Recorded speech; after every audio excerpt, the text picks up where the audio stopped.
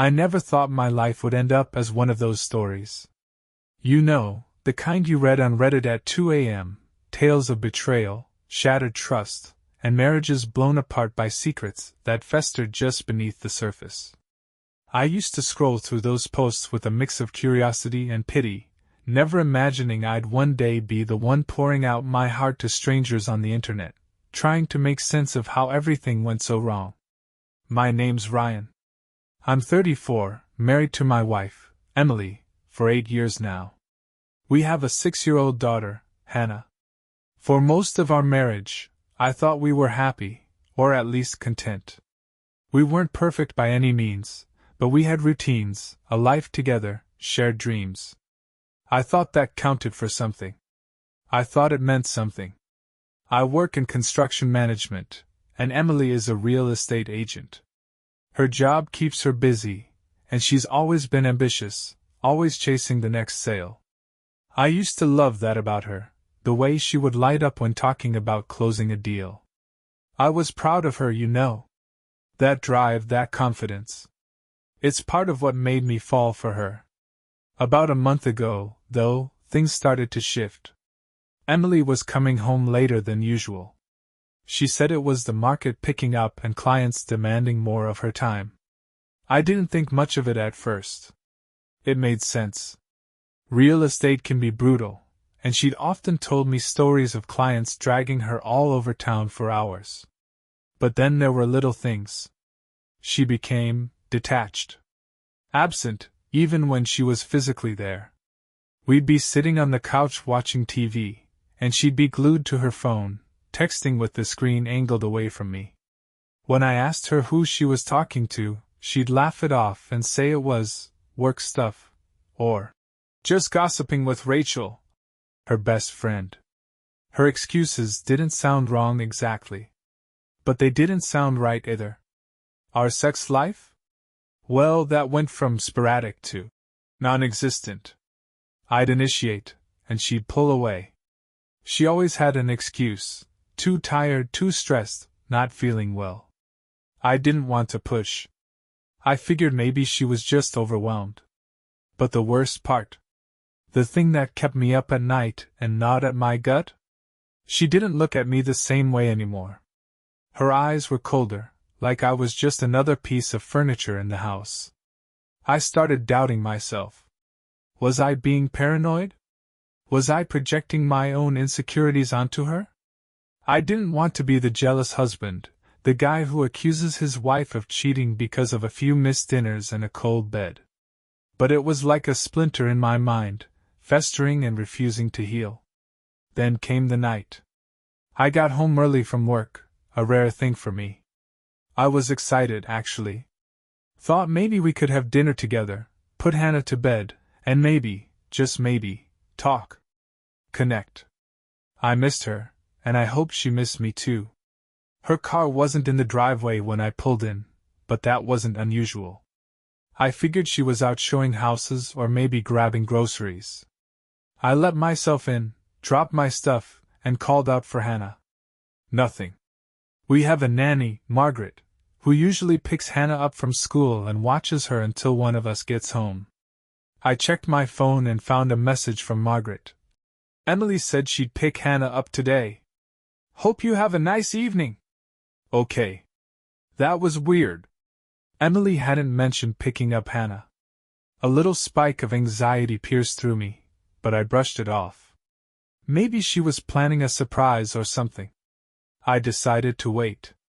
I made dinner, tried to keep myself busy, but the minutes dragged on. An hour passed. Then 2. I called Emily.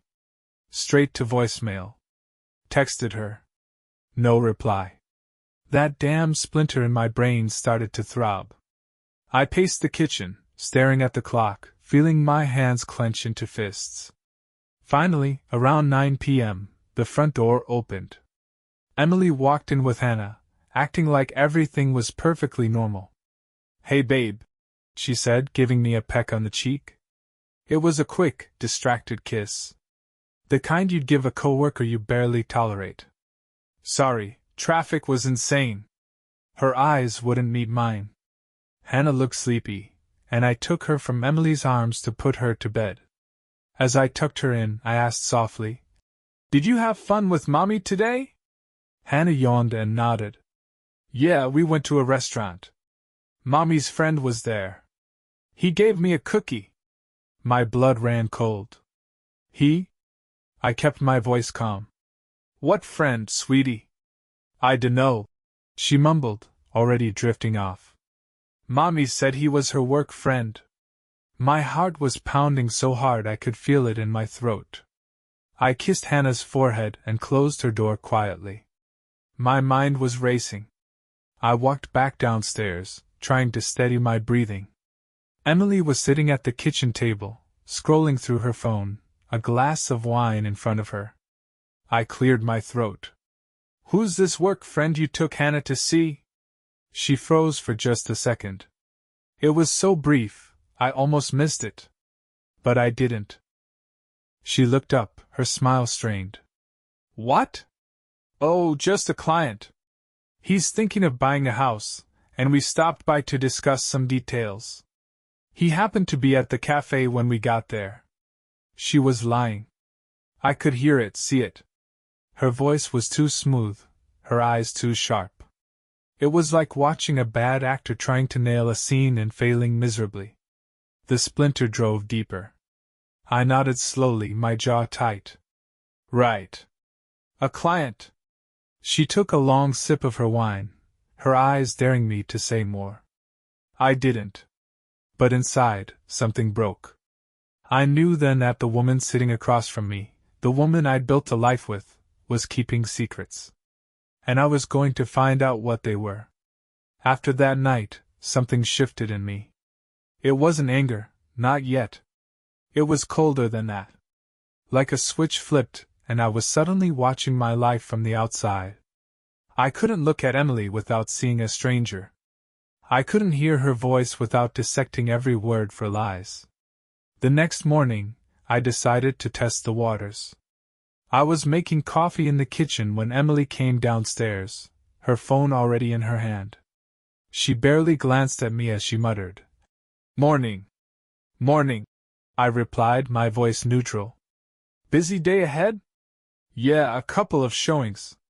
She took a sip of her coffee and looked up, her smile perfectly rehearsed. "Why? You planning a surprise lunch or something?" I forced a chuckle. "Maybe. Where are the showings?" She rattled off a couple of addresses, none of which I recognized. But real estate was her world, not mine. For all I knew, they were legit. I decided to play along. "All right. Maybe I'll swing by one of those places, surprise you." Her smile faltered for just a second, but she recovered quickly. "Ah, that's sweet, but it'll probably be boring for you. Plus, I might be tied up all day." She leaned in and kissed my cheek, the gesture hollow. "Don't wait up." Her eyes flickered with something I couldn't quite place, fear, maybe, or guilt. As she walked out the door, the cold knot in my stomach tightened. I pulled out my phone and texted a friend of mine, Derek, who worked as a private investigator. "Need a favor. Can you track someone for me?" Derek's reply came within minutes. "Of course." "Who?" "Emily. My wife." There was a pause. Then, "Shit, man. You sure?" "Yeah. I need to know." I spent the rest of the day pretending to work, but my mind was a storm of what-ifs. What if I was wrong? What if she really was just busy with clients? What if I was about to blow up my entire life over a misunderstanding? But the splinter of doubt had turned into a full-blown infection. I couldn't ignore it anymore. Around 4 p.m., Derek called me. "Ryan," he said, his voice low and serious. "You were right to ask. She's not at any showings." My heart thudded painfully. "Where is she?" "She's at the Regency Hotel. Room 214. She checked in about an hour ago, and she wasn't alone. Guy in his late 30s, dark hair, business casual. They were holding hands." I closed my eyes, bow rising in my throat. I gripped the edge of my desk so hard my knuckles turned white. You're sure? Yeah. I'm sorry, man. I can stick around, get more photos if you want. I swallowed hard. Yeah. Do it. I need proof. When I got home that evening, Emily was already there, sitting on the couch with a glass of wine, scrolling through her phone.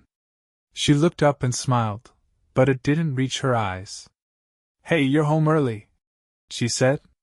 Yeah. Slow day. I hung up my keys and forced a casual tone. How were the showings? She didn't miss a beat. Good. The clients seemed interested. I felt like I was drowning in her lies. That's great. Which property do you think they'll go for? She hesitated just a fraction too long.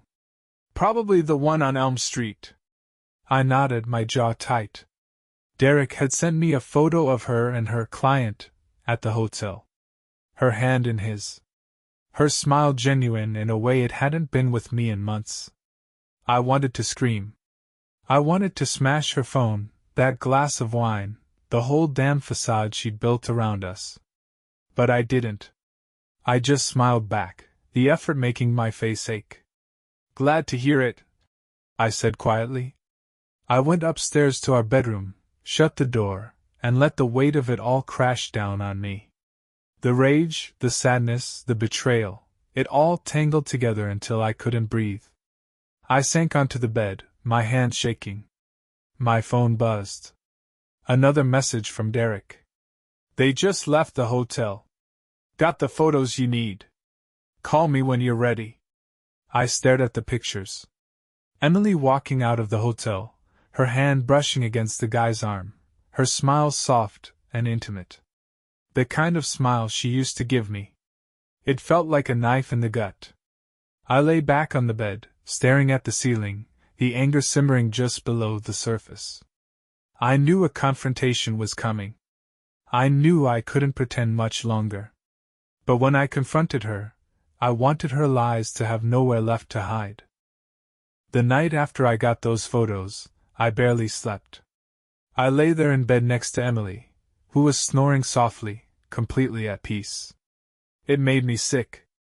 How could she sleep so soundly while I felt like my insides were being shredded? Her betrayal was a weight on my chest, suffocating me, but to her, it seemed like just another day.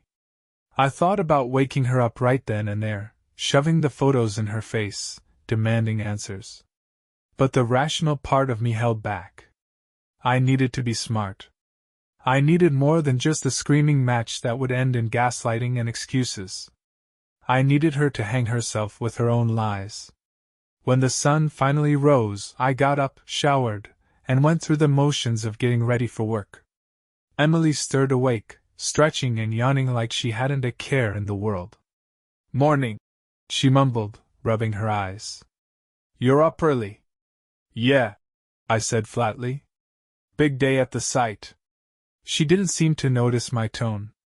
She just nodded and scrolled through her phone, probably checking texts from him. I felt the rush of anger but forced myself to stay calm. Not yet. At work, I couldn't focus. My thoughts were a carousel of rage, hurt, and confusion.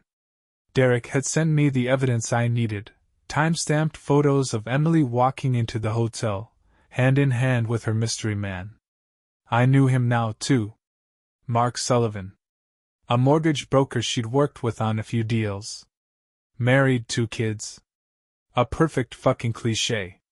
Derek had done more digging and found out Mark had a reputation for this sort of thing. Affairs with clients, flings that ended in quiet divorces. He was a predator in business casual, and my wife had fallen right into his trap. But part of me couldn't just blame Mark. Emily made her choices. She chose to do this to me. To us. To our daughter. The realization stung like a fresh wound. I left work early that day, unable to stomach pretending everything was normal. When I got home, the house was quiet. I checked my phone, no texts from Emily. No updates on where she was or when she'd be home. That familiar knot of dread twisted in my stomach. Then I heard the front door open. "Hey!" Emily's voice rang out, cheerful and fake. "You home?" "Yeah," I called back, keeping my voice steady. She walked into the living room, smiling, her cheeks flushed. She looked happy, like she'd had the best day of her life. And maybe she had. Maybe sneaking around behind my back gave her a thrill. I clenched my jaw. "Busy day?" "Insanely busy," she sighed, dropping her bag on the counter. "Clients are driving me nuts." Another lie. I could almost taste the bitterness of it. I studied her, noticing the details I'd missed before. The faint smudge of lipstick that wasn't quite perfect, the way her blouse was slightly wrinkled, like it had been hastily put back on. I took a deep breath. "Emily, we need to talk." Her smile flickered. "About what?" "About us. About what's been going on." Her eyes narrowed slightly, her defenses going up. "What do you mean?" "I mean the late nights, the constant texting, the way you've been distant. Something's not right." She laughed, a short, brittle sound. "Ryan, come on. You're being paranoid. It's just work stress. You know how it is." I nodded slowly. "Yeah. I know how it is. I also know you weren't at showings yesterday." Her face froze. Just for a second, but I saw it, the panic in her eyes before she smoothed her expression. "What are you talking about?" "I know where you were, Emily," I said, my voice cold. "I know about the Regency Hotel. Room 214. I know about Mark." Her face went pale. She opened her mouth, then closed it again. The silence stretched between us, heavy and suffocating. Finally, she found her voice. "You've been spying on me?" I let out a bitter laugh. "Don't you dare make this about me. You're the one who's been sneaking around. You're the one who's been lying. How long, Emily? How long have you been fucking him?" Her eyes flashed with anger. "Don't talk to me like that." "Why not?" I snapped. "You don't get to play the victim here." She crossed her arms, her jaw tight. "It's not what you think." I couldn't believe she was still trying to lie. "I have photos. Of you and Mark. Walking into the hotel together, holding hands. Don't insult me by pretending it's something else." Her face twisted, and for a second, I thought she might cry. But instead, she went on the offensive. "Maybe if you'd paid more attention to me, I wouldn't have needed to look elsewhere." I felt like I'd been punched in the gut.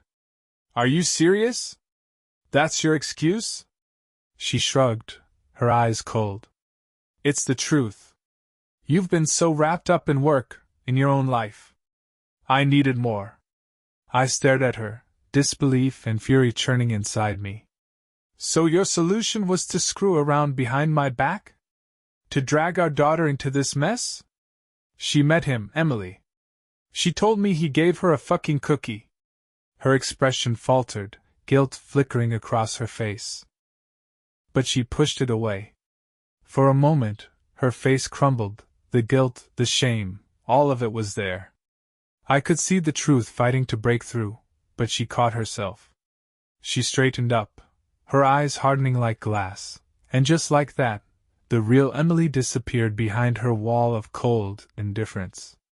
"Ryan, you're overreacting," she said, her voice cool and clipped. "It's not like I planned for this to happen." I laughed bitterly. "You didn't plan for it? Are you serious? You checked into a hotel, with our daughter, while sneaking around with some slimeball mortgage broker. That doesn't just happen, Emily." She flinched but didn't back down. "You're blowing this out of proportion." "Am I?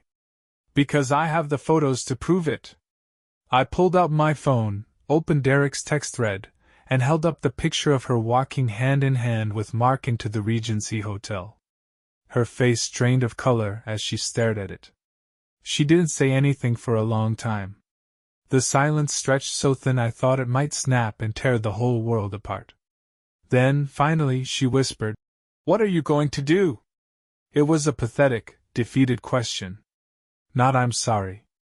Not I made a mistake. Just what are you going to do? I felt something break inside me. A part of me that still hoped we could fix this.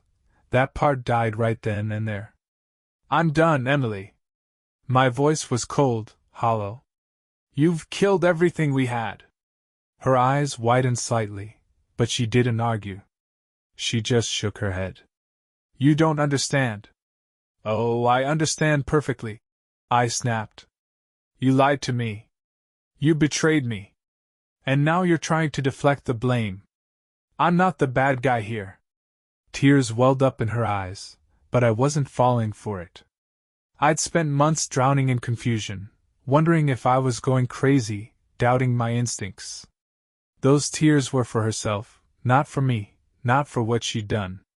She wiped at her eyes angrily. I didn't want it to end like this. Yeah, well, you don't get to choose how this ends anymore. I turned and walked away. I needed to get out of that house, away from her poison. I grabbed my keys and headed for the door. Ryan! She called after me. Where are you going? I didn't look back. Anywhere but here. I drove aimlessly for a while, my mind a whirlwind of rage and pain. Eventually, I pulled into the parking lot of a small, grimy bar on the edge of town. The kind of place where no one asks questions, where the lights are dim enough to hide the raw, broken expressions on people's faces. I ordered a whiskey, downed it, and ordered another. The burn in my throat was a welcome distraction from the fire in my chest. I must have sat there for an hour, staring blankly at the wall, replaying the last few months in my mind.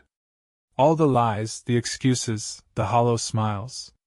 How did I not see it sooner? Was I blind, or just stupidly hopeful? My phone buzzed. A text from Derek.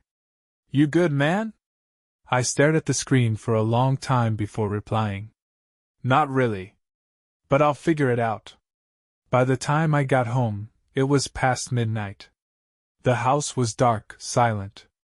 I walked in quietly, half hoping Emily was already asleep so I wouldn't have to see her face again. But she was waiting in the living room, curled up on the couch, her eyes red and puffy. She looked small, vulnerable, like the woman I used to love. She looked up when I entered. Ryan! I held up a hand. Don't. I don't want to hear any more lies. It's not all lies, she whispered. I still love you. Her words sliced through me like a blade. I clenched my jaw, trying to hold myself together. You have a fucked up way of showing it. She stood up, took a few tentative steps toward me. Please, we can work through this. For Hannah. Hearing our daughter's name on her lips made my stomach turn. Don't you dare use Hannah to manipulate me. She doesn't deserve to be dragged into your mess. Emily's face crumpled. I made a mistake, Ryan. A terrible mistake. But we can fix this. I shook my head, bitterness twisting in my gut. There's no we anymore, Emily. You shattered that. Her tears fell freely now, but they didn't move me. I was too far gone, too broken to care. I'll sleep in the guest room tonight, I muttered. We'll talk about what happens next tomorrow. I turned and walked upstairs, feeling the weight of everything pressing down on me. I felt like a ghost in my own life, wandering through the wreckage of a marriage I thought was solid. I closed the door to the guest room, leaned against it, and let the tears come. Silent, hot tears that blurred my vision and burned my cheeks. I didn't know how I was going to get through this. But one thing was clear. There was no going back. I woke up the next morning in the guest room, the sunlight filtering through the thin curtains, piercing my eyes like needles. My head was pounding from the whiskey I'd downed the night before, but the pain in my chest was worse. I lay there for a moment, trying to piece together the shards of my thoughts. Then I remembered everything. The hotel. The photos. Emily's hollow, pathetic excuses. The weight of it pressed down on me again, suffocating.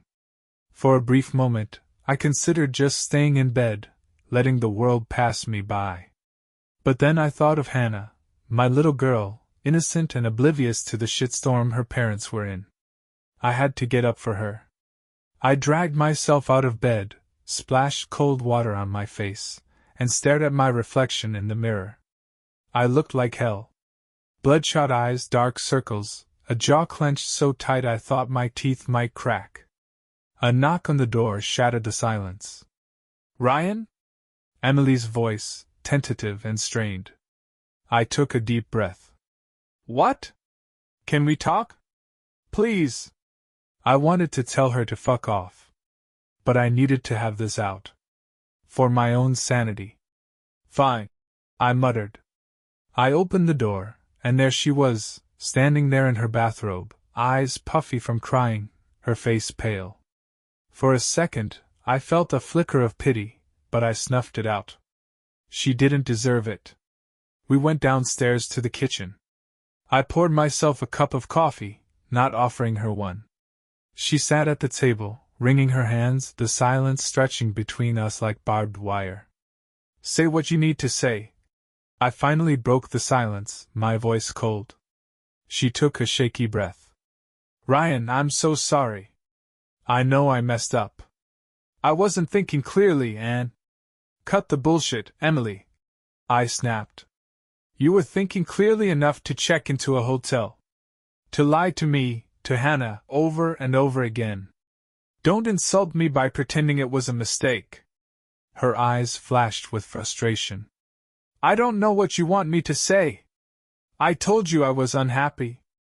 Things between us haven't been the same for a long time." I clenched my jaw, my knuckles white around the coffee mug. "And that's my fault? So you went and fucked someone else because things weren't the same?" Her face twisted, and she looked away. "I didn't want it to be like this. I never wanted to hurt you. Don't give me that shit," I spat. "You didn't care about hurting me. You cared about getting caught. You cared about your own fucking comfort." She flinched, and for a second, her mask slipped. I saw the guilt, the shame. But just as quickly she buried it. "I want to fix this," she whispered. "For Hannah's sake." I let out a bitter laugh. "You should have thought about Hannah when you were sneaking around with Mark. You think you can just slap a band-aid on this and pretend everything's fine? That's not how it works." Her eyes filled with tears. "I don't want to lose you. You already did." The words hung in the air, final and cold. Her face crumpled, and she buried her face in her hands, sobbing. I watched her, feeling nothing. I was hollowed out, emptied by her betrayal. After a while she looked up, her face blotchy and desperate. "Please, Ryan. We can go to counseling. We can work through this." I shook my head. "I can't trust you, Emily. And without trust, there's nothing left." She opened her mouth to argue, but I held up a hand. "I've already talked to a lawyer." Her eyes widened in shock and fear. You what?" "I need to protect myself and Hannah. I'm filing for divorce." The color drained from her face. "You can't be serious." "I've never been more serious." Her lip trembled, and for the first time, real panic flickered in her eyes. "What about Hannah? You can't just tear our family apart." I felt a surge of anger. "You did that. Not me. You don't get to play the victim here." She slumped in her chair, defeated. "Please, Ryan. Don't do this." I stood up, my hands trembling. "It's already done." I walked out of the kitchen, my heart pounding, each step feeling like I was breaking away from the wreckage of my life. I didn't know what the future held, but I knew one thing. I was done being lied to. The rest of the day passed in a haze. I couldn't focus on anything. The weight of my decision to file for divorce pressed down on me, but underneath that weight was a grim sense of relief. At least now, the lie was over. At least now, I had control back. I spent most of the afternoon in my home office, staring blankly at my computer screen, not even pretending to work. The house was eerily quiet. Emily stayed in the bedroom, probably crying or stewing in her guilt. I didn't care which. Then my phone buzzed. A message from Derek. Derek. Hey man. There's more. Call me when you can. My stomach twisted into knots. What the hell else could there be? I took a deep breath and called him. He picked up on the first ring.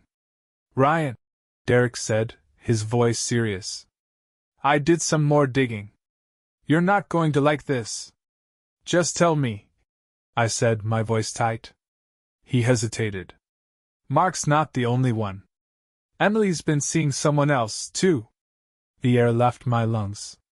I gripped the edge of the desk to steady myself. What? Yeah, Derek continued. It's a guy named Jason. Works at a law firm downtown.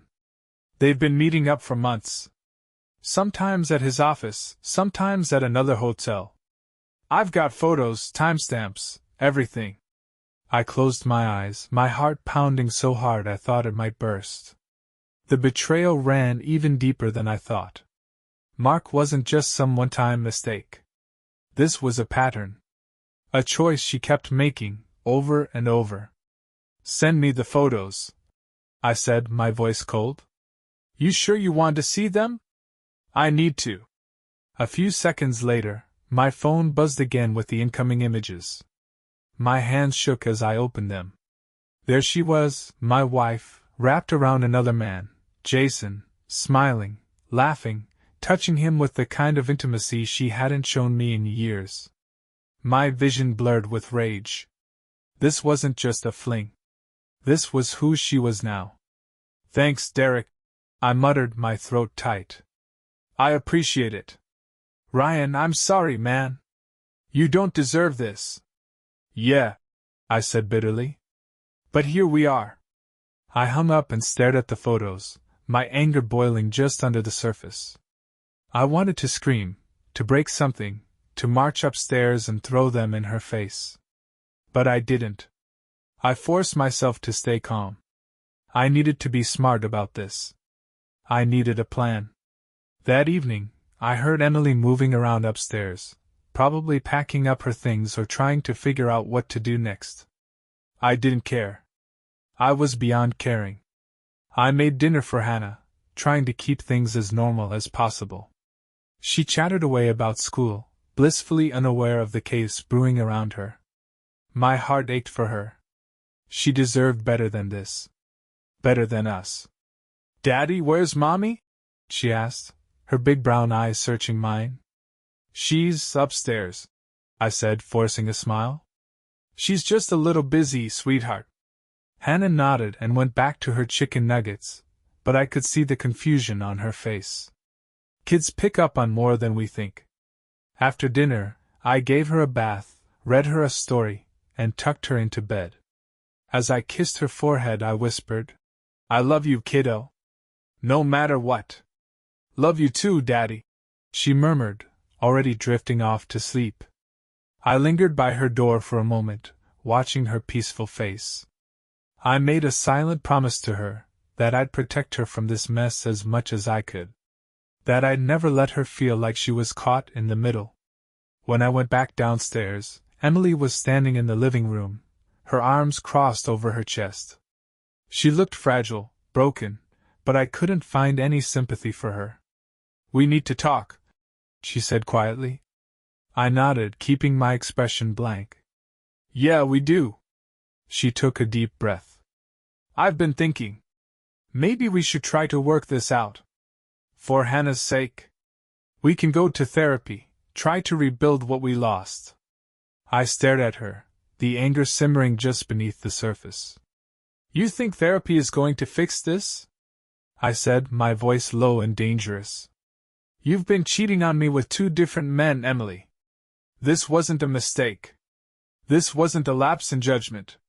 This was a choice you made, over and over. Her face went pale. 2 men? What are you talking about?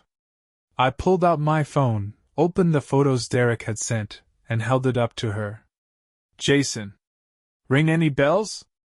Her eyes widened in shock, her mouth opening and closing like a fish gasping for air. She had no defense. No lies left to spin. How long, Emily? I demanded, my voice shaking. How long have you been lying to me? Tears spilled down her cheeks. I don't know. I didn't mean for it to get this far. I laughed bitterly. That's your excuse? You didn't mean for it? You knew exactly what you were doing. She sank onto the couch, her head in her hands. I'm so sorry, Ryan. I was lost. I didn't know how to stop. It's too late for sorry, I said coldly. You destroyed everything. Our marriage, our trust, all of it. She looked up at me, desperation in her eyes. What happens now? I told you already, I said, my voice firm. We're done. I'm filing for divorce. And I'm going to make damn sure Hannah stays with me. Her eyes widened in panic. You can't take her away from me. I'll do whatever it takes to protect her from this chaos you've created. I turned away, the weight of finality settling over me. There was no going back. The bridge was burned, the foundation shattered. I didn't know what the future held, but one thing was certain. I was done with Emily's lies. I couldn't look at her anymore. Her tear-streaked face, the panic in her eyes, it was all too little, too late. I turned my back on her, my fists clenched at my sides. You can't just walk away from this, Ryan, she cried, her voice shrill.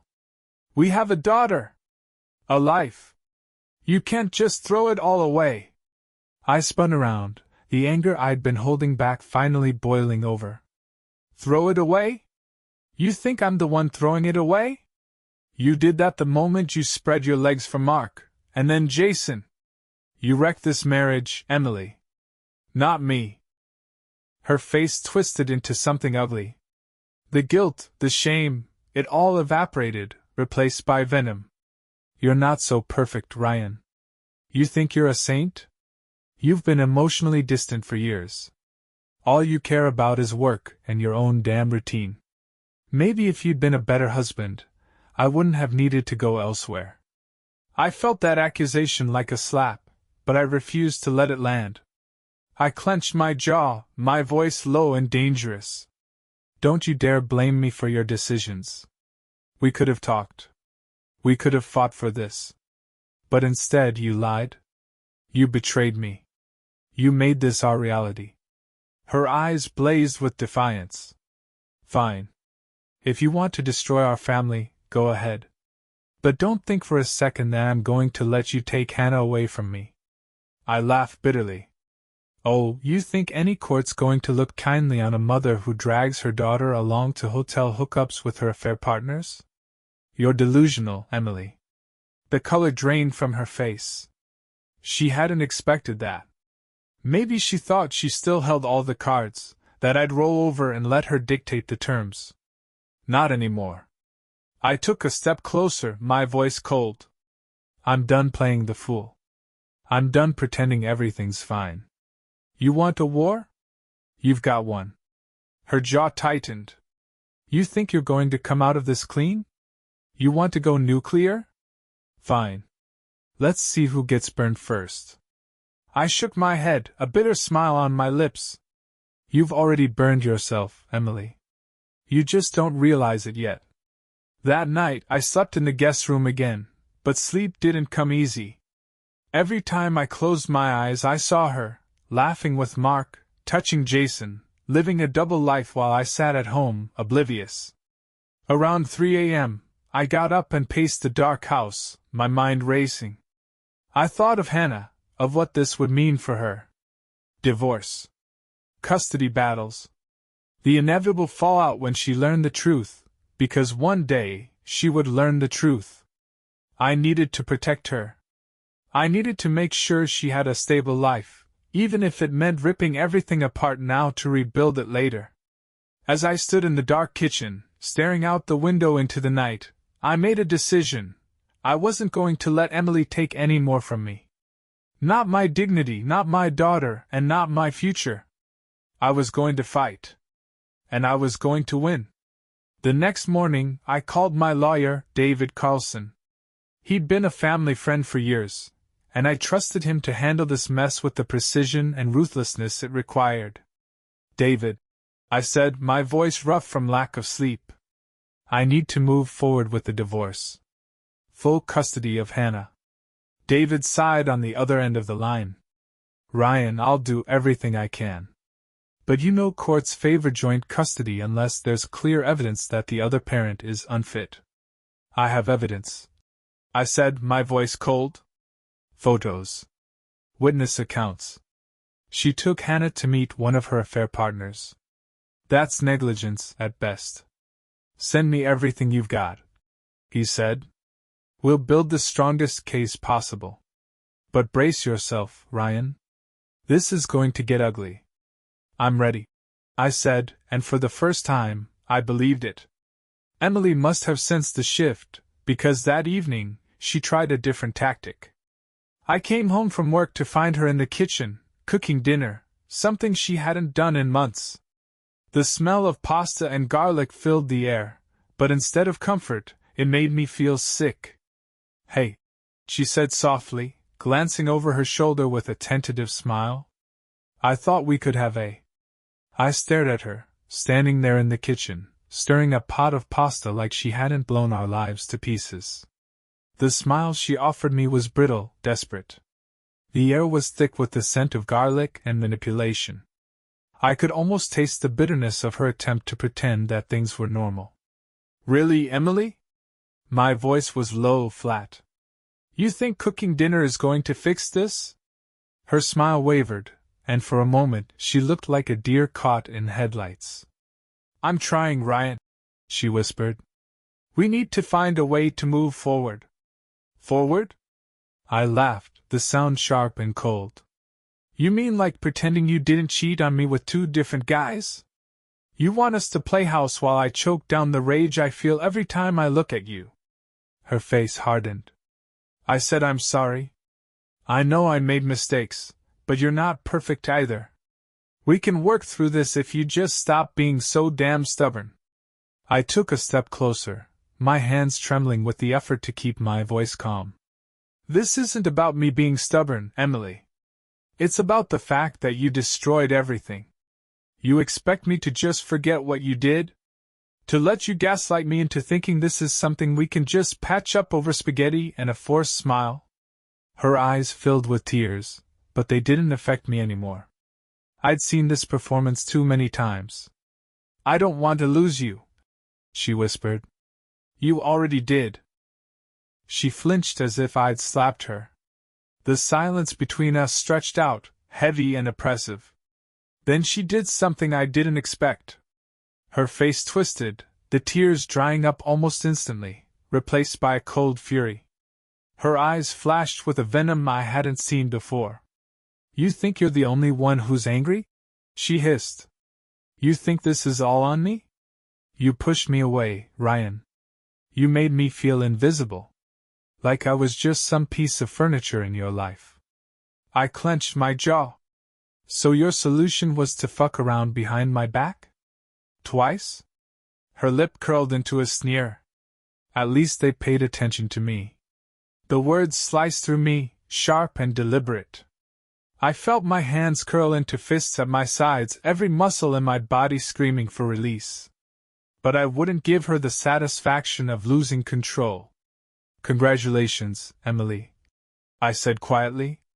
You've managed to justify your own destruction. You want attention? You've got it now. From me, from our lawyers, and soon enough from a judge. I'm done talking. I turned away, my mind a storm of rage and disbelief. I was halfway to the stairs when she spoke again, her voice laced with poison. You're going to regret this, Ryan? You think you can just take Hannah away from me? I'll fight you with everything I have. I stopped and turned to look at her. The woman I once loved was gone, replaced by someone cruel, someone I no longer recognized. You already lost, Emily, I said. You just don't know it yet. That night I lay in bed, staring at the ceiling, trying to calm the storm in my mind. My phone buzzed, and I grabbed it, half expecting another text from Derek. But it wasn't Derek. It was from my lawyer, David. David, got the evidence. We'll file in the morning. Be ready for her to fight dirty. I exhaled slowly, my heart pounding. I knew Emily wouldn't go down without a fight. She was desperate now, backed into a corner, and she'd do anything to protect her own twisted version of reality. As I lay there, a new thought took root in my mind, cold and unrelenting. This wasn't just about ending a marriage anymore. This was war. And I needed to be ready for whatever she threw at me. The next morning, Emily was waiting for me in the kitchen, dressed in her usual professional attire, her makeup perfect. She looked composed, but her eyes betrayed the chaos underneath. "I'm taking Hannah to school," she announced, her voice clipped. "We need to talk when I get back." "No, we don't," I replied, grabbing my keys. "I've said everything I need to say." Her eyes narrowed. "You think you can just shut me out? You think you can control this?" "I don't need to control it," I said, meeting her gaze. "It's already out of your hands." She paled, her composure slipping for just a second. I walked past her, the cold finality of my decision settling over me like armor. As I stepped outside and into my truck, I knew the hardest part was still ahead. But for the first time in months, I felt clear-headed, determined. Emily had lit the match that burned our marriage to the ground. Now I was going to walk through the flames and come out the other side, no matter what it took. I drove away from the house, my jaw clenched so tight I thought it might shatter. The conversation with Emily played over and over in my mind, each word like a spark igniting my rage all over again. Her threats, her gaslighting, all of it was just noise now. My path was clear. As I pulled into the parking lot of David's office, I took a deep breath, trying to steady myself. This was the next step in reclaiming my life, but it felt more like preparing for battle. I wasn't just fighting for my dignity anymore. I was fighting for Hannah, for a chance at stability in the wreckage Emily had created. David was waiting for me when I walked in. He was a tall, no-nonsense guy in his early 40s with sharp eyes that missed nothing. He shook my hand firmly and gestured for me to sit. "You look like hell, Ryan," he said, not unkindly. "Feel like it too," I muttered. "Let's get this done." He nodded and slid a stack of papers across the desk. "Here's the initial filing for divorce and a petition for primary custody. Based on the evidence you provided, we have a strong case, but Emily's going to fight back. Hard. I expect nothing less," I said grimly, flipping through the pages. David leaned back in his chair. "I've seen cases like this before. She's desperate. When people like her get backed into a corner, they lash out. Expect her to try to drag your name through the mud. She'll paint you as an unfit father, a workaholic, whatever she can come up with." I nodded. "Let her. I've got nothing to hide." "Good." He paused, his expression softening slightly. "But Ryan, be prepared. This is going to get messy. It's going to hurt." "It already does," I said quietly.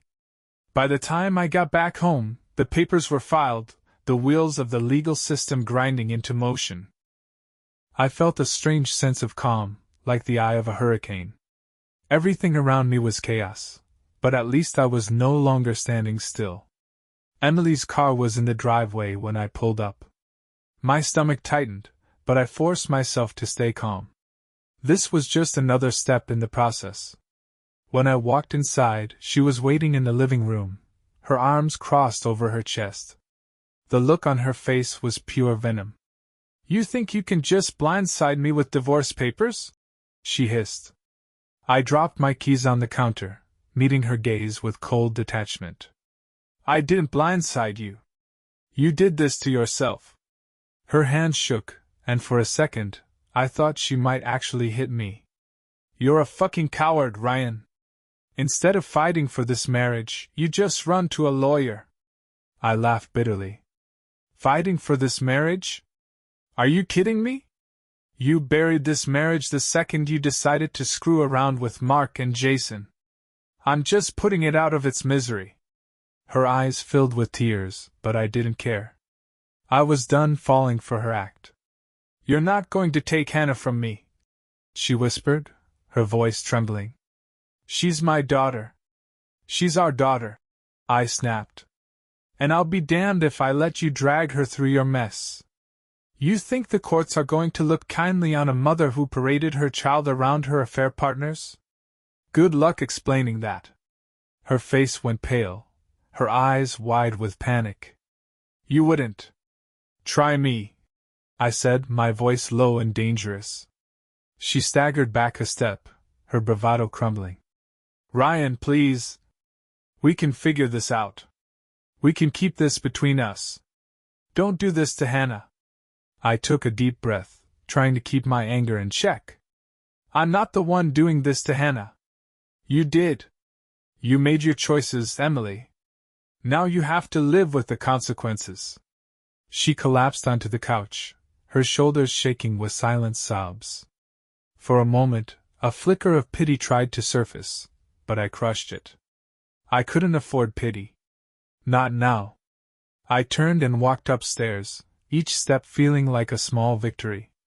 The woman I once loved was gone, replaced by someone I didn't recognize. But I wasn't going to let her drag me down with her. I had a daughter to protect, a life to rebuild. And I was just getting started. The day after filing for divorce, I woke up feeling something I hadn't felt in months: clarity. The chaos, the confusion, the endless second-guessing were gone. In their place was a sense of grim purpose. My world was broken, yes, but now I could finally start piecing it back together. I heard Hannah's laughter echoing from the kitchen. I walked in and saw her sitting at the table, swinging her legs, while Emily made her breakfast. It was surreal, watching this scene play out like everything was normal. But the cracks were there, hidden beneath the surface, waiting to split open. Emily glanced up and met my eyes. For once, she didn't say anything. The hostility, the manipulative smiles, they were gone. What was left was just emptiness. "Morning, Daddy," Hannah chirped, her smile so pure it made my chest ache. "Morning, sweetheart," I said, forcing a smile. I kissed her forehead, the only thing anchoring me to this fractured reality. Emily turned off the stove and set a plate of eggs in front of Hannah. "I'll take her to school today," she said quietly, not looking at me. "Fine," I replied, my voice neutral. As Hannah ate, Emily walked over to me, her voice low. "Ryan, can we talk later? Just us." I took a deep breath. "We've said everything that needs to be said." Her eyes glistened with tears, but I didn't waver. "Please. Just think about it." I nodded stiffly, more for Hannah's sake than hers. That afternoon, I picked Hannah up from school.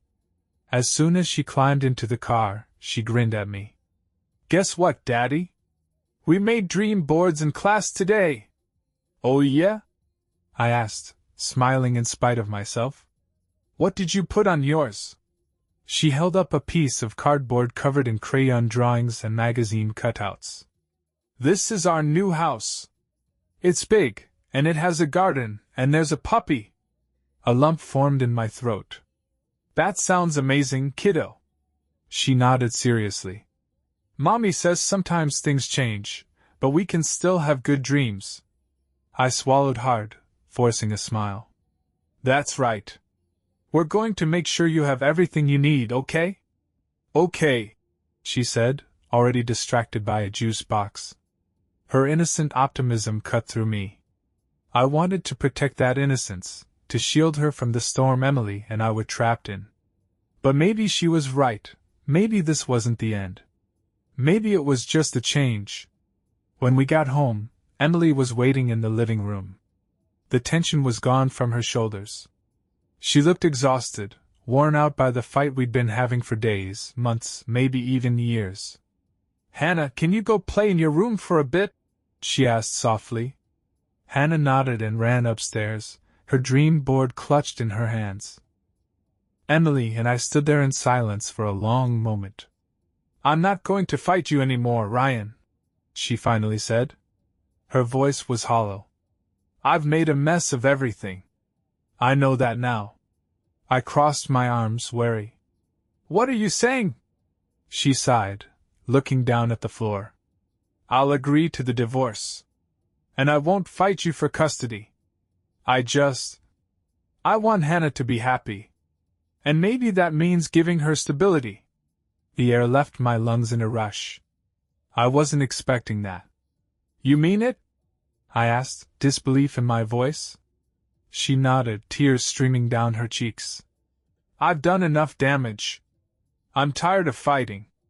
A part of me felt a flicker of pity, but it was quickly drowned by the weight of her choices. This was the closest thing to closure I was going to get. "Thank you," I said quietly.